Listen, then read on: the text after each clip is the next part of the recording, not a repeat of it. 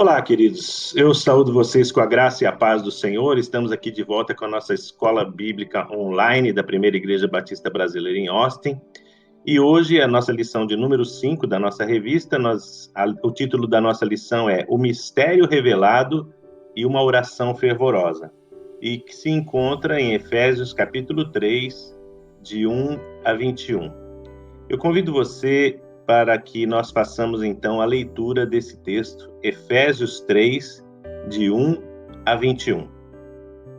Por esta causa, eu, Paulo, sou prisioneiro de Cristo Jesus, por amor de vós, gentios.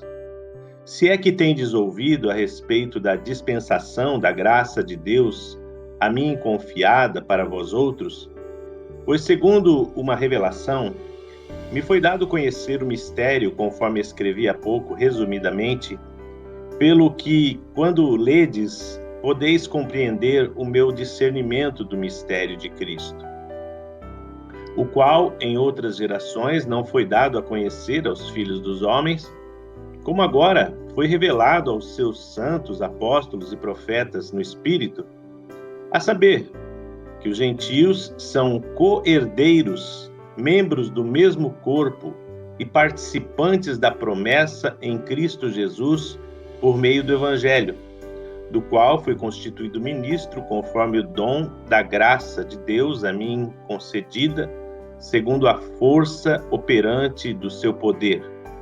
A mim, o menor de todos os santos, me foi dada esta graça de pregar aos gentios o evangelho das insondáveis riquezas de Cristo e manifestar qual seja a dispensação do mistério desde os séculos ocultos em Deus, que criou todas as coisas, para que pela Igreja a multiforme sabedoria de Deus se torne conhecida, agora dos principados e potestades nos lugares celestiais, segundo o eterno propósito que estabeleceu em Cristo Jesus, nosso Senhor, pelo qual temos ousadia e acesso com confiança mediante a fé nele. Portanto, vos peço que não desfaleçais nas minhas tribulações por vós, pois nisso está a vossa glória. Por esta causa, me ponho de joelhos diante do Pai, de quem toma o nome toda a família, tanto nos céus como sobre a terra, para que, segundo a riqueza da sua glória, vos conceda que sejais fortalecidos com poder, mediante o seu Espírito, no homem interior. E assim, habite Cristo no vosso coração pela fé, estando vós arraigados e alicerçados em amor, a fim de poderdes compreender com todos os santos qual é a largura e o comprimento e a altura e a profundidade, e conhecer o amor de Cristo, que excede todo entendimento, para que sejais tomados de toda a plenitude de Deus. Ora, àquele que é poderoso para fazer infinitamente mais do que tudo quanto pedimos ou pensamos, conforme o seu poder que opera em nós, a ele seja a glória na Igreja e em Cristo Jesus, por todas as gerações, para todo sempre. Amém. Vamos fazer uma breve oração. Nosso Deus e nosso Pai querido, graças te damos pela tua palavra. E a nossa oração, ó Deus, é que aonde esta lição, esta meditação chegar, todas as pessoas que assistirem este vídeo, ouvirem esta lição, participarem dela, possam ser abençoados por ti, Senhor, possam ser curados de suas enfermidades, possam ser libertos de tudo aquilo que os oprime e possam receber revelação vinda do céu para compreender a tua palavra. Ó Deus, nós sabemos que só podemos compreender a tua palavra através do Espírito Santo e mediante a revelação da tua vontade. Assim pedimos que cada pessoa que ouvir a tua palavra receba esta iluminação do alto, receba a revelação do céu para compreender o que o Senhor deseja para nós. Oramos no nome de Jesus. Amém. Muito bem, queridos. O texto aqui nos diz, né, a respeito do ministério revelado a Paulo. Paulo está falando aqui, por esta causa, eu, Paulo, sou prisioneiro de Cristo Jesus, por amor de vós outros. Aqui Paulo está lembrando que ele está prisioneiro, né? E a nossa revista, ela diz assim aqui, olha, Paulo tinha uma visão tão acurada da soberania de Deus que nunca via as prisões como incidentes, empecilhos ou percalços, mas como parte integrante dos desígnios de Deus para o seu povo. Conseguia ver em tudo o senhorio de Cristo em sua vida, como ele mesmo declarou em outra carta. Sim, deveras, considero tudo como perda por causa da sublimidade do conhecimento de Cristo, meu Senhor, por amor do qual perdi todas as coisas e as considero como refúgio, que quer dizer lixo, né? Considero tudo como lixo. Filipenses capítulo 3, verso 8. Então, nós vemos aqui que o apóstolo Paulo, ele não considerava a prisão dele uma coisa pela qual deveria lamentar, mas ele entendia que isso estava nos desígnios de Deus, né? Aliás, se vocês descerem um pouquinho para o verso 13, vocês vão ver lá que ele diz assim: portanto, vos peço que não desfaleçais nas minhas tribulações por vós, pois nisso está a vossa glória. Paulo consegue enxergar no meio da tribulação motivo de glória. Lembrando, né, as palavras do Senhor Jesus lá em Mateus, quando ele disse que alegrai-vos quando vos perseguirem, porque é, o reino dos céus é vosso. Então, devemos ter como motivo de alegria se somos perseguidos por causa de Cristo, porque isso significa que estamos sendo fiéis a Ele. Então, não deve ser motivo de tristeza ou motivo de ficarmos decepcionados se estamos passando por lutas e tribulações porque amamos ao Senhor Jesus, porque isso revela que estamos no caminho certo. Amém? E Paulo continua no verso 2 dizendo: se é que tendes me ouvido a respeito da dispensação da graça de Deus, a mim confiada para vós outros, pois segundo uma revelação me foi dado a conhecer o mistério, conforme escrevi há pouco, resumidamente. Que mistério é esse? Ele está se referindo ao que ele falou no capítulo 2, né? No capítulo 2 ele diz: ele vos deu vida, estando vós mortos nos vossos delitos e pecados, nos quais andastes outrora. E ele diz também: mas Deus, sendo rico em misericórdia, verso 4 do capítulo 2, por causa do grande amor com que nos amou, estando nós mortos em nossos delitos e pecados, nos deu vida juntamente com Cristo, e pela graça sois salvos, não é? E isso não vem das obras para que ninguém se glorie, isso é dom de Deus, porque somos objeto do seu amor, etc. E então Paulo vai falando ali que Jesus aboliu na sua carne a lei dos mandamentos na forma de ordenanças, para que dos dois povos criasse um em si mesmo, fazendo a paz, reconciliando assim ambos, Israel e os gentios, em um só corpo com Deus, por intermédio da cruz, e através disso destruiu a inimizade.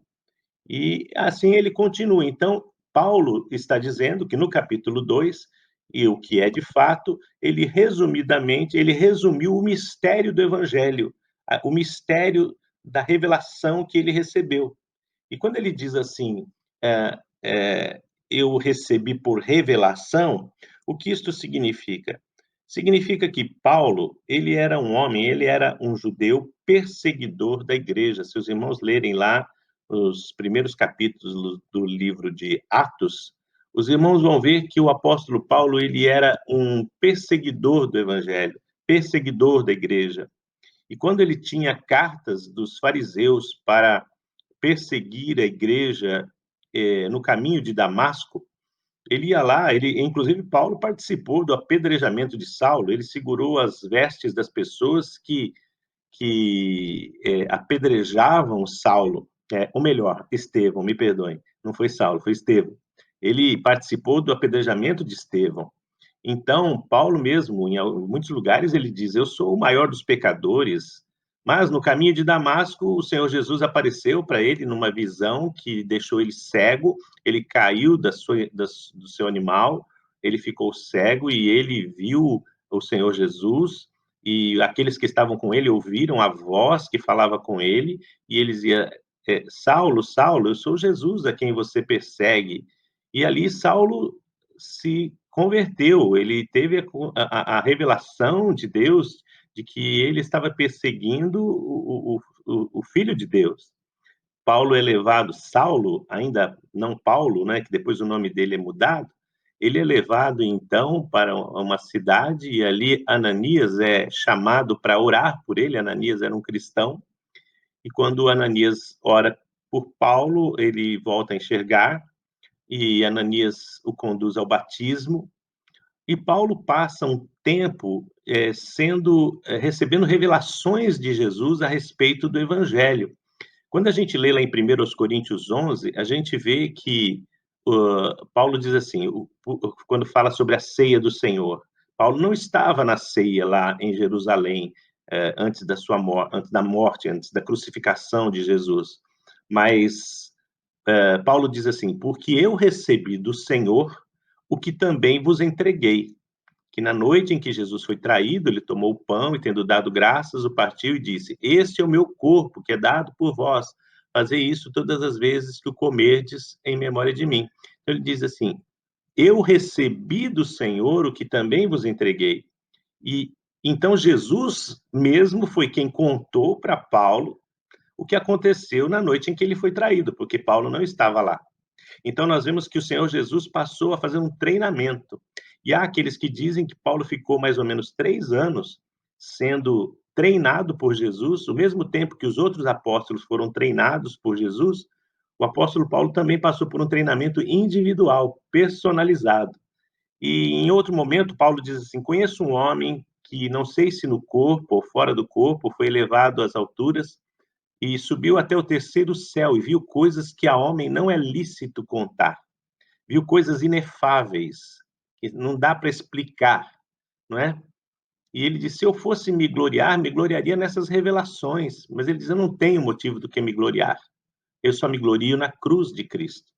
Então, o apóstolo Paulo foi um homem muito especial. Ele foi escolhido a dedo pelo Senhor Jesus para ser o seu 12º apóstolo, ocupando o lugar que ficou com a morte de Judas Iscariotes.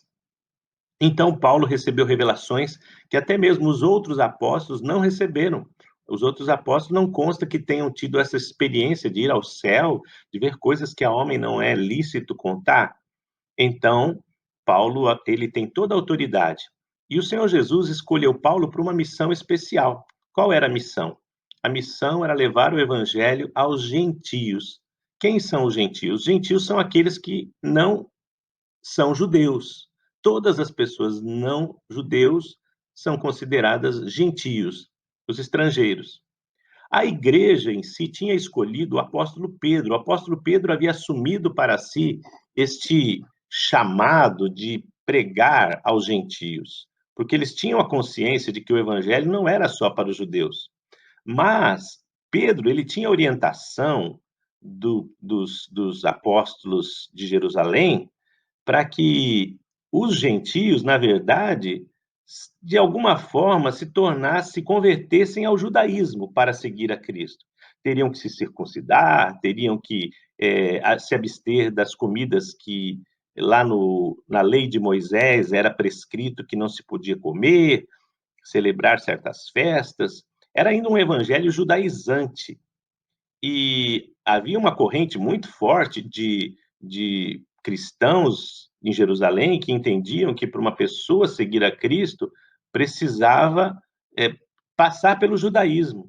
Tanto é que quando Paulo escreve aos Gálatas, os Gálatas estavam indo para o judaísmo e alguém chegou lá e disse para eles que não bastava seguir a Cristo, que eles tinham que obedecer às leis. E Paulo diz: quem vos fascinou, vocês agora vão sair da graça para se submeter à lei. Então fica muito claro que o evangelho que Paulo pregava aos gentios não tinha conotação de se tornarem pessoas seguindo o judaísmo, e sim seguindo o cristianismo, que é uma nova revelação de Deus dada aos judeus e aos gentios. Por isso que ele, lá no capítulo 2, diz que eles de dois povos fez um, e através de Cristo derrubou a parede da inimizade. Onde que começou isso? Se a gente pensar, começou lá atrás, quando Deus chamou Abraão e disse para Abraão sair da terra da parentela, não é? Que levaria ele para uma terra que lhe daria. Ali em Abraão, Deus começou uma aliança com o homem. Essa aliança, que é conhecida como aliança abrâmica, ela foi se desenvolvendo quando Abraão teve o seu filho único, não é? Aliás, não foi filho único, que ele teve outro, mas o filho da promessa, que foi Isaque, filho de Sara, eles não podiam ter filhos, ela já tinha encerrado a madre, ele era um homem que não reproduzia na época, enfim. Mas no fato que ele teve o filho Isaque, Isaque foi o pai de Jacó, que se tornou Israel. Israel foi o pai das 12 tribos, que compôs então a nação de Israel, que começou no Egito e depois, saindo, cruzou o deserto e entrou novamente em Canaã, a terra da peregrinação de Abraão. Então, a lei foi dada a Israel, não foi dada aos gentios. Mas a lei, ela era somente uma forma pela qual Deus encaminharia aquele povo a compreender a necessidade dos sacrifícios, que sem derramamento de sangue não há purificação de pecados, etc. A lei era uma pálida revelação da obra de Cristo. Mas os judeus sempre entenderam que a revelação dada por Deus era uma promessa para Israel. Até hoje, a nação de Israel pensa que eles são o povo escolhido de Deus, somente eles, o povo escolhido. Mas, se a gente prestar atenção no chamado de Abraão, nós vamos ver que Deus, ele não tinha essa perspectiva de somente ser o Deus de uma nação. Aquela nação era o canal através do qual Jesus viria ao mundo e a salvação seria proporcionada. O próprio Senhor Jesus disse que a salvação vem dos judeus, mas ela não é só para os judeus, ela é para todas as nações da terra. Então, quando Deus chama Abraão, ele diz: sai da terra que eu te mostrarei, não é? E ele diz assim: se tu uma bênção, e ele diz assim: eu farei de ti uma bênção para todas as nações da terra, para todas as nações.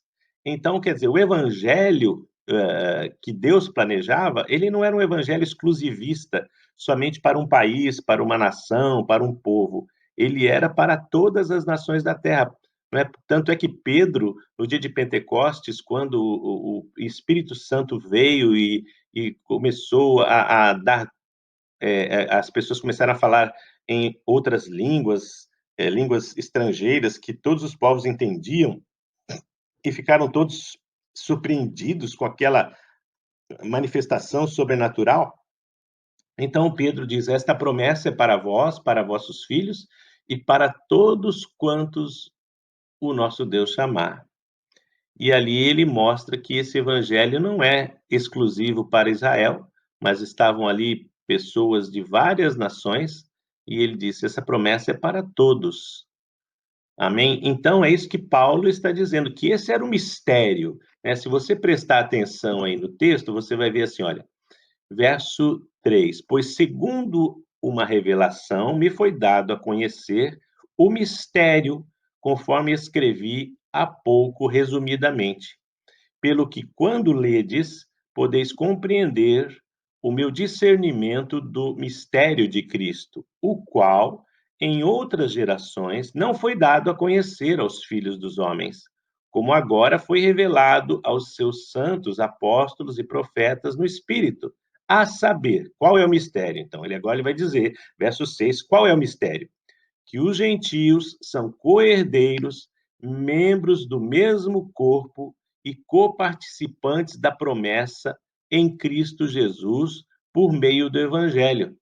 Então, o mistério que Paulo diz que recebeu a revelação é este, um mistério que os judeus não compreendiam, não tinham entendido na mensagem de Abraão, de que os gentios também eram co-herdeiros, membros do mesmo corpo e comparticipantes da promessa em Cristo Jesus por meio do evangelho, e não por meio da lei, e não por meio do judaísmo, contrariamente ao que pensavam os outros apóstolos, inclusive o apóstolo Pedro, que depois foi convencido do contrário por uma revelação de Deus também, quando ele viu descer do céu, né, um lençol carregado de animais impuros, e Deus mandou ele matar e comer, e Pedro disse, não, eu jamais comi coisa impura, e Deus disse, o que eu purifiquei, não chames tu de impuro.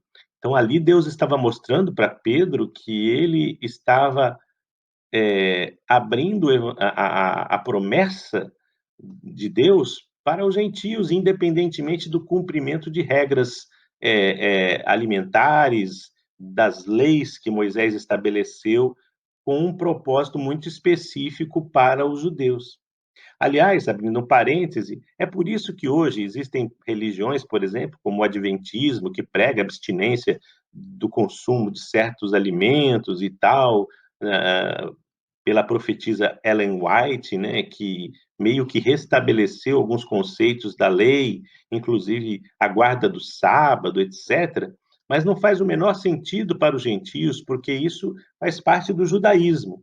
Pode até ser que, para os judeus, faça sentido seguir a Cristo obedecendo essas regras, porque elas eram para os judeus. Mas essas regras não se estabeleceram para os gentios, nem foram impostas a ele.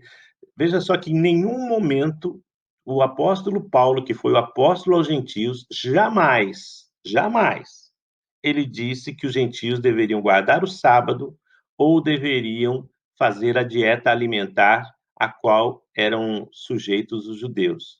E isso para nós é um grande sinal de que isso não é doutrina do Novo Testamento, isso é uma novidade. E como eu disse, aliás, quando Paulo fala com os Gálatas, porque haviam judaizantes entrando na igreja da Galácia, tentando convencê-los a guardar o judaísmo para poder seguir a Cristo. E Paulo diz: vocês estão enganados, vocês estão caindo da graça para voltar para a lei. É o contrário, vocês devem entender que agora é a graça, e a graça não tem nada a ver com aquela lei. Então, essa história de guardar sábado, essa história de se abster de não pode comer carne de porco, não pode comer carne disso, carne daquilo, não pode isso, não pode aquilo, isso tudo é coisa da lei. Então, a lei não se aplica aos seguidores do Evangelho de Jesus Cristo. É lógico que algumas coisas que estão lá na lei são coisas universais, por exemplo, o que está lá escrito no Decálogo, né? Não matarás, honra teu pai e a tua mãe. Essas coisas são coisas óbvias, né? Mas até porque o Senhor Jesus Cristo disse que, quando ele mesmo explicando a lei lá em Mateus, ele disse, está escrito, eu, porém, vos digo. Jesus reescreveu aqueles mandamentos de uma outra forma, ampliada, não é? Então, é lógico que nós não podemos matar, nós não podemos roubar, mas a lei dizia que quem não guardasse o sábado tinha que ser apedrejado. Será que nossos irmãos dessas comunidades sabatistas, eles apedrejam na porta da igreja os crentes que, de alguma maneira, se contaminaram no sábado? Não, não é? Então, não dá para guardar a lei pela metade, ou um terço, ou um pedaço. Ou você guarda ou você não guarda. E é isso que Paulo está dizendo. Não tem lugar para a lei no Evangelho. Amém? E seguindo, então, o apóstolo Paulo, aqui no capítulo 3 de Efésios, ele diz assim: eu fui constituído ministro e apóstolo conforme o dom da graça de Deus a mim concedida, segundo a força operante do seu poder. A mim, o menor de todos os santos, Paulo se considerava o menor, porque ele diz assim: eu sou um abortivo, né? Eu sou um que nasci depois, porque ele não estava no grupo dos 12, ele foi admitido no colégio apostólico e nunca foi reconhecido exatamente como um apóstolo, nem mesmo pelos outros apóstolos, porque ele não fazia parte dos 12, ele não foi eleito pelos 11, então eles tinham eleito lá um outro, Matias, que Matias desapareceu, ninguém sabe onde está, ninguém viu, não escreveu nada, mas Paulo não, a influência de Paulo foi tão grande que mais da metade do Novo Testamento foi escrita por ele, revelação dada por Deus através desse homem. Então ele diz que através dele, né, por isso que ele diz que ele era o menor de todos, Paulo tinha essa humildade. Aliás, a palavra Paulo, né, significa pequeno. Então, até no nome ele era pequeno. E manifestar qual seja a dispensação do mistério desde os séculos oculto em Deus que criou todas as coisas, para que pela igreja a multiforme sabedoria de Deus se torne conhecida agora dos principados e potestades nos lugares celestiais. O que o apóstolo Paulo está falando aqui? Ele está falando que a igreja, ela é agora a união, tanto de judeus quanto de gentios, em torno de Cristo, para viverem uma nova vida. E ele diz que, através desta expressão de transformação que Deus faz na vida das pessoas, o nome de Deus é glorificado, inclusive diante dos principados e potestades, e aqui ele está falando a respeito dos anjos, dos arcanjos, dos querubins, dos serafins, porque a Escritura diz que esses anjos, esses serafins, esses querubins, eles aprendem com Deus através daquilo que ele faz e daquilo que ele tem feito nas nossas vidas. Amém? Então, deixa eu dar uma olhadinha aqui na nossa revista. Ele diz assim que é, aqui diz assim, olha, o ministério que lhe foi confiado, está na página 28 aí, número 2. Agora o apóstolo sai do mistério e vai para o ministério, isto é, já que o termo grego mysterion quer dizer uma verdade que estava oculta, mas agora está revelada. Paulo não poderia guardar para si uma mensagem tão grandiosa e preciosa.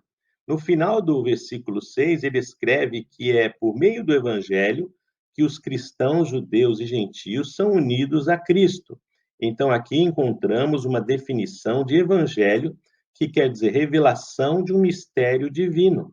Sendo assim, quando esse evangelho é anunciado e recebido por aqueles que ouvem, quem nele crê se torna parte integrante desse mistério revelado.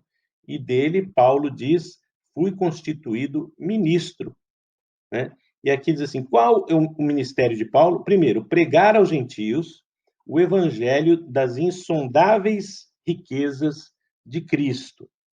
A mim, o menor de todos os santos, é provável que Paulo estivesse fazendo um jogo com o seu próprio nome, né? O sobrenome romano Paulus significa pequeno. E vamos pular aqui. Letra B. Manifestar o mistério a todos os homens. Manifestar é a tradução da palavra grega fotizo, que significa iluminar, tornar algo claro para todos, esclarecer. O próprio Jesus tinha dito a Paulo que estava enviando aos gentios para lhes abrires os olhos e os converteres das trevas para a luz e da potestade de Satanás para Deus. Atos 26, 18. É isso que o evangelho faz, não é? No momento em que nós nos convertemos, nós estamos abrindo os nossos olhos para a luz, estamos saindo das trevas, da escuridão, saindo do poder de Satanás para o poder de Deus. Estamos sendo reivindicados por Deus das mãos de Satanás, onde nós estávamos. Letra C, tornar conhecida a multiforme sabedoria de Deus. Efésios 3, 10 e 11. Multiforme, no grego, é multicolorido. Era usado para descrever flores, coroas, tecidos, bordados, tapetes trançados. A igreja, como uma comunidade multirracial, multicultural, é como uma bela tapeçaria. Seus membros vêm de uma vasta gama de situações singulares, formando uma só peça. Nisto aqui, a multiforme sabedoria de Deus, ela não leva em consideração a raça, a cor, a condição social das pessoas, ela abarca todas as pessoas dentro de uma só revelação, de um só povo, fez de todos um só povo. É por isso que nós, gentios, nos unimos aos judeus e vamos glorificar ao Senhor por toda a eternidade no céu, porque ele de todos fez um. E isso revela, assim, a multiforme sabedoria de Deus. Hoje em dia está muito em voga aí essa questão da multirracial, né? Da diversidade, aqui nos Estados Unidos, principalmente, se usa muito esse termo, diversidade. Deus já havia considerado essa diversidade desde a eternidade, porque, primeiro, quem criou a diversidade foi Ele. Quem nos criou de várias cores, de vários tons, de várias formas, foi Ele. Por isso que o racismo é uma coisa muito absurda, especialmente partindo de pessoas que se declaram cristãs.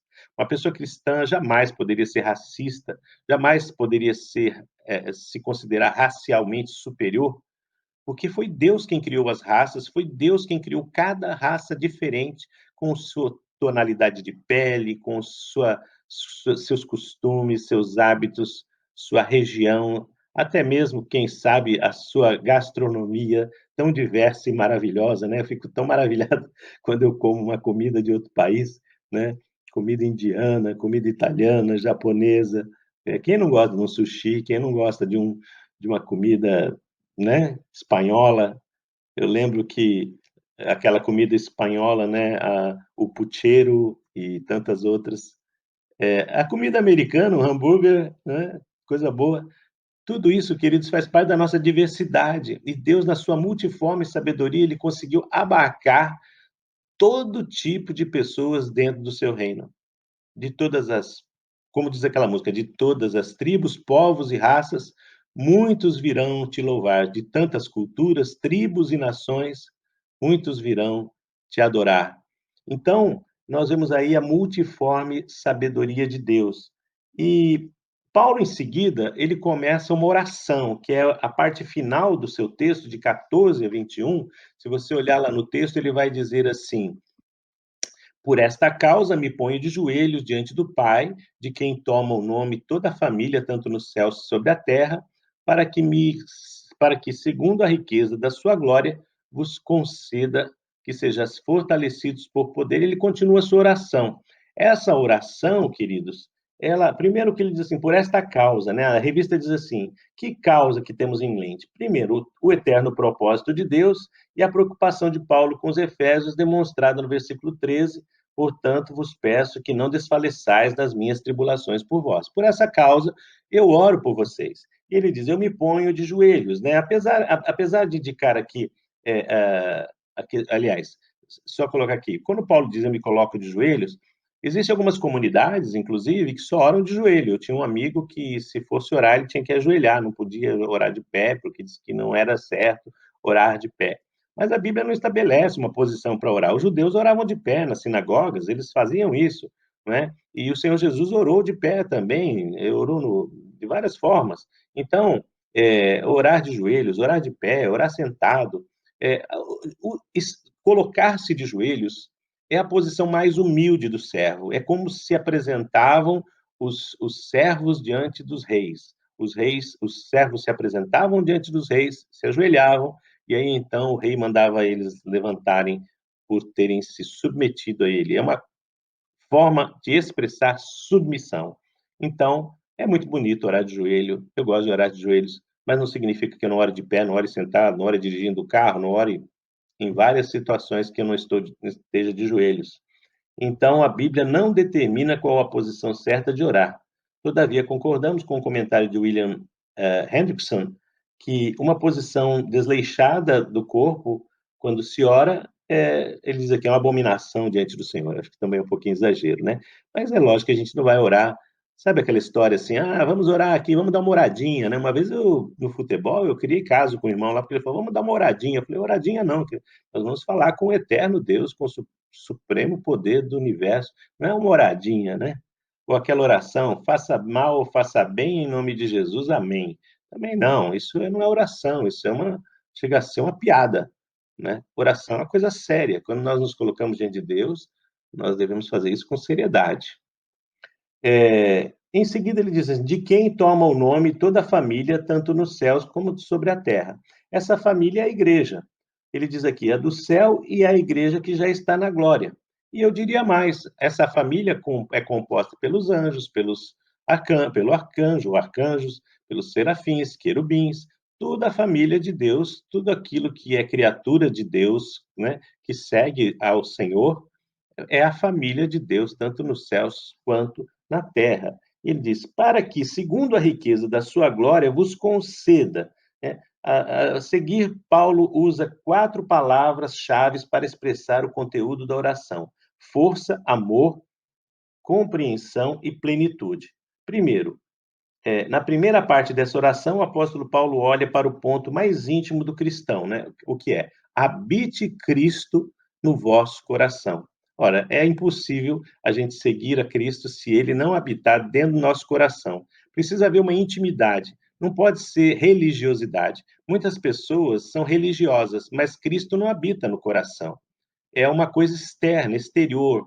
Sabe aquela coisa do ritual? Acender velas, fazer correntes, fazer jejuns, essas coisas, elas são externas, e elas não têm nenhum valor se não partir de uma sinceridade do coração, de uma relação íntima. É como marido e mulher. Não interessa se o marido cuida, se a esposa varre a casa, mas se não existe aquele relacionamento íntimo, de coração entre os dois, eles já não são mais um casal. Da mesma forma, com Cristo, nós seremos um com Cristo se Cristo habitar em nosso coração. Aliás, o Senhor Jesus, ele disse que quando alguém crê, ele diz: quando alguém crer em mim, viremos eu e o Pai e faremos nele morada. Cristo habita em nós. Amém? Essa é a nossa esperança da glória, diz a Escritura. Segunda coisa, arraigados e alicerçados em amor. Verso 17. Se na primeira parte Paulo estava preocupado com o coração, agora ele está interessado nas raízes. Arraigado significa fixado, firme, né? Para isso, usa duas figuras da botânica. Arraigado, que quer dizer enraizado, e outra da arquitetura, alicerçado, que nem um prédio que tem um alicerce que prende no chão, né?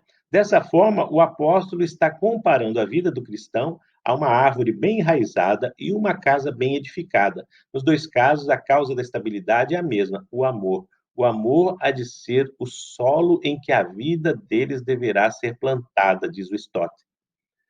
Letra C. Conhecer o amor de Cristo. Versos 18 e 19 do capítulo 3. A fim de poderdes compreender com todos os santos qual é a largura, o comprimento, a altura e a profundidade, e conhecer o amor de Cristo que excede todo o entendimento. O que ele está falando aqui é que o amor de Cristo, ele é tão grande. Aliás, ele diz assim, olha, o amor de Cristo é tão alto quanto mais alto o céu, tão profundo quanto mais profundo o abismo. Ele é largo o suficiente para abarcar o Oriente ao Ocidente e o comprimento para abranger o norte e o sul. Ninguém está fora do raio da ação do amor de Jesus. Isso é uma grande verdade. Como podemos é, é, é, avaliar, não é? Quantificar o amor de Cristo? Não existe.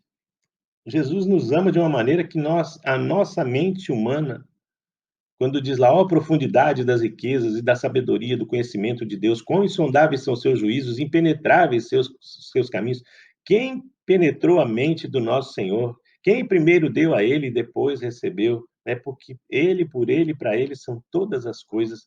Ninguém pode sondar o amor de Cristo, porque esse amor excede todo entendimento. Letra D. Tomados de toda a plenitude de Deus, para que sejais tomados de toda a plenitude de Deus.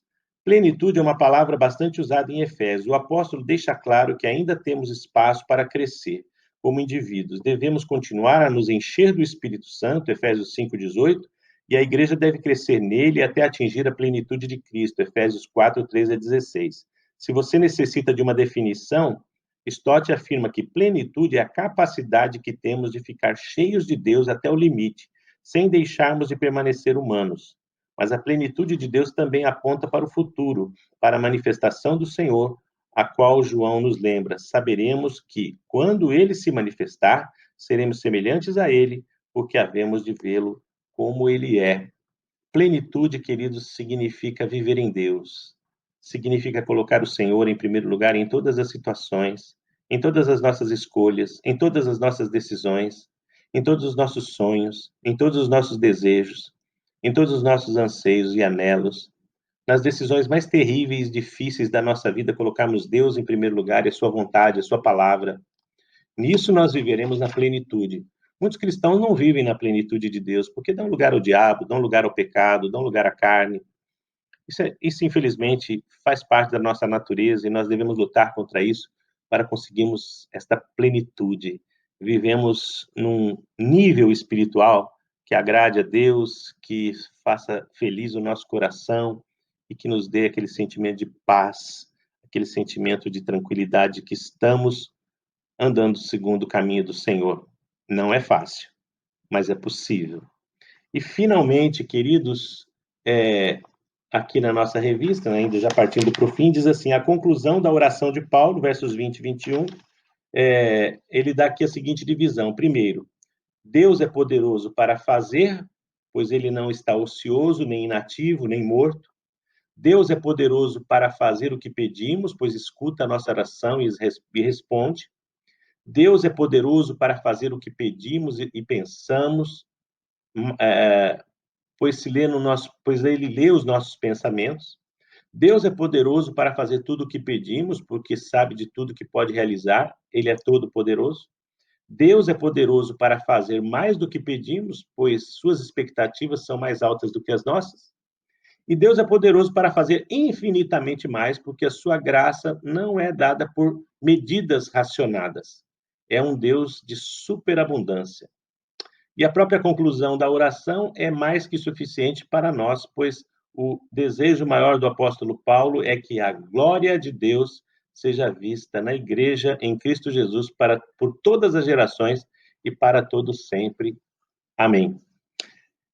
Essa é a oração de Paulo, que ele faz por nós, e eu recebo essa oração para mim e digo, amém, que assim seja na minha vida, que eu seja cheio do entendimento da glória de Deus, da graça de Deus, que Cristo habite ricamente no meu coração e habite ricamente também no seu coração, você que está aí assistindo essa aula. E que o Espírito Santo possa ministrar o conteúdo dessa lição. Se você não entendeu alguma coisa, assista de novo, medite novamente, leia a revista, e com certeza Deus vai falar ao seu coração, porque é uma lição muito abençoada, né? Que nos fala do poder do Evangelho, de que nós, gentios, temos um lugar especial no coração de Deus, não fomos rejeitados, que nos fala desta oração maravilhosa que Paulo fez por nós, nos revelando como nós devemos seguir a Cristo, em amor, em consagração, cheios do Espírito Santo, para a honra, glória e louvor do seu nome, porque muito em breve nós estaremos vivendo para sempre com o Senhor. Essa é a promessa do Evangelho, essa é a promessa de Deus, essa é a promessa de Jesus. Nós nos encontramos a semana que vem, na próxima aula, lição de número 6. Que Deus abençoe você. Uma boa semana. Fique na paz do Senhor. Amém.